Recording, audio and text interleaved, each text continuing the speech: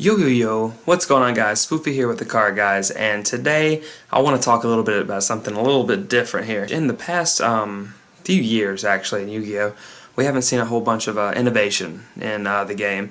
You see the standard same deck over and over again. Like we'll go back to 2013 when we had spell books and dragon rulers. You saw the same thing. And then once the meta changed, you saw Geargia happen. Pretty much the same cookie cutter deck. Mermel's was pretty much the same cookie cutter deck. Pretty much the same now. It was with Burning Abyss. Shadal's kind of took a little bit of innovation in a way of play style. But Nekroz, this format now, Nekroz, Cliffort, and Burning Abyss kind of still is the same old stale thing over and over, pretty much the same cards. And I wanted to come to you guys today actually to talk about something that completely blew my mind, and I was watching it on stream right before I went to work. I was actually at my locals at a Brionac tournament. And my buddy Blair and I were watching the stream, and it was my buddy Edgar versus a guy I know named Chris Leblanc. And I was like, damn, they got a feature match here. That's pretty awesome. And Chris Leblanc did something that just, like, and we're going to get into that today because I was absolutely just hyped. I went on eBay and actually ordered all these cards that I saw him play because I wanted to test it, and maybe, you know, something might happen. They might jump in price. So I want to be the first in line maybe to have these cards just in case. And I'm going to be playing this deck. I think it's actually very innovative, and I think I could tweak it to my play style. But I'm going to come to you guys with the title, like you see in the title, Innovation of Yu-Gi-Oh! Innovation in Yu-Gi-Oh! Is it dead? And the answer is no. And Chris Leblanc actually proved it here. He did end his record at ARG. Was it Hartford? Hartford, yeah. He ended his record 7-2. It's impossible with the amount of people and people drawing to actually make it at X2 at a big tournament like that.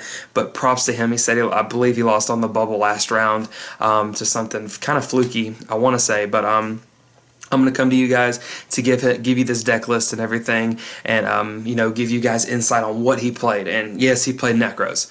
Yes, Nekroz. But he played a version of his own which pretty much just blew my mind away. He called it Destiny Nekroz. And if you guys don't know what Destiny is, it's Destiny Heroes. And that, I love that archetype. I love the Malicious and the Doom Lord. And I'm going to go ahead and get into this deck list now. I'm going to also have the deck list down in the description below.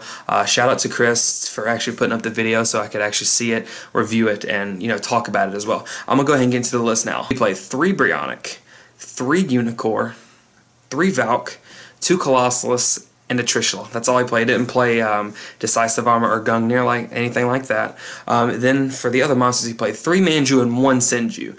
I believe he thought 4 was plenty, and I believe actually 4 is plenty as well. Then he played 2 Maxx, 1 Shurit, let's see, 1 Djinn, and then here's where it gets kind of interesting here. He played 3 Destiny Hero Malicious, 2 Summoner Monk, 1 Armageddon Knight, 1 E-Hero Shadow Mist, and a Destiny Hero Doom Lord. Now, this is pretty interesting in itself. Only reason being, like, Malicious is level 6. Let's think about it like this.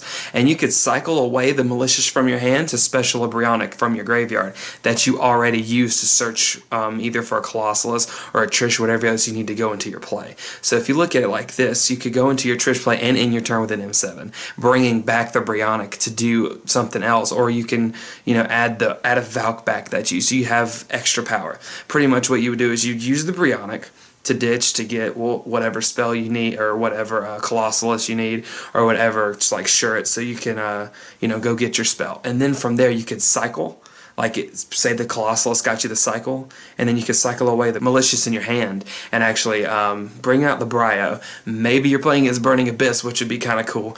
Bounce the 2 stings, and then bring back the Malicious, go into M7, or you can even go into Strike Bouncer if you want to. Those are probably the 2 best rank 6s in the game right now.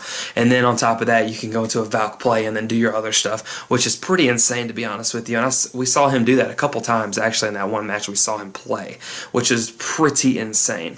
And that's it for the he also played a Shadow Mist, Summoner Monk's Armageddon Knight. Armageddon Knight, I'm assuming, was just for the It was for the Djinn, get the Malicious in the graveyard, get the Shadow Mist to the graveyard, and the Shadow Mist will come in handy in a second. I'll show you why.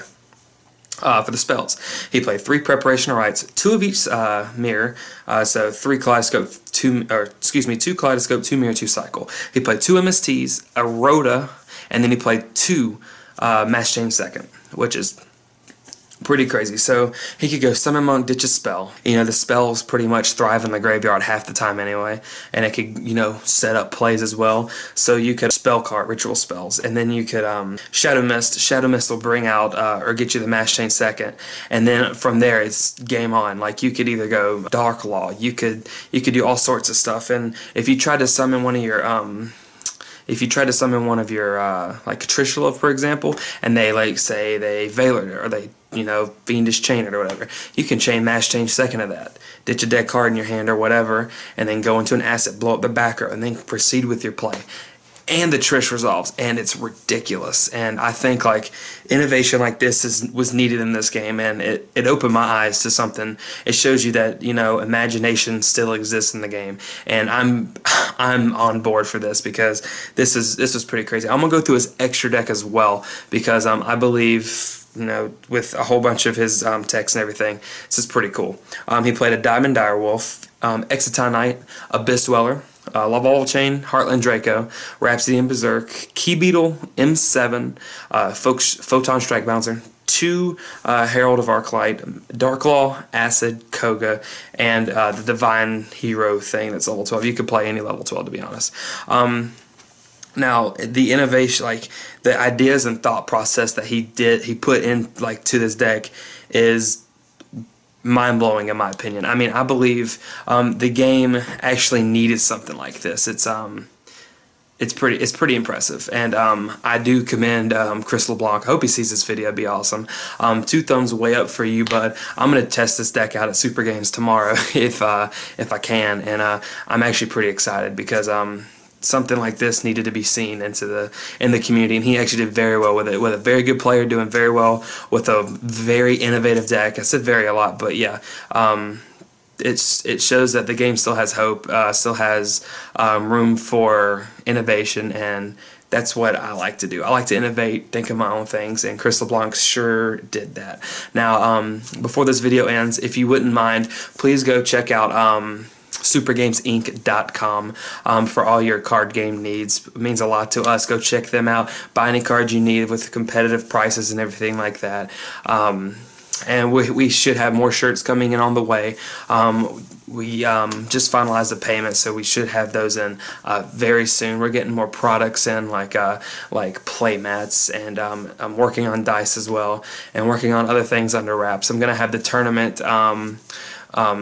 detail announcement very soon, so we can go ahead and get that started when the new ban list happens. But again, thank you very much, Chris Leblanc, for giving us a crazy deck profile, showing us that innovation is not dead, and it means, you know, it means a lot coming from a high caliber player like you to do something like that with the deck of Nekroz, and it's pretty crazy, and it's creative, and everybody at the Car Guys thinks it's awesome. And that's pretty much it for me, guys. I'm Spoofy with the Car Guys, and we'll see you later. Peace.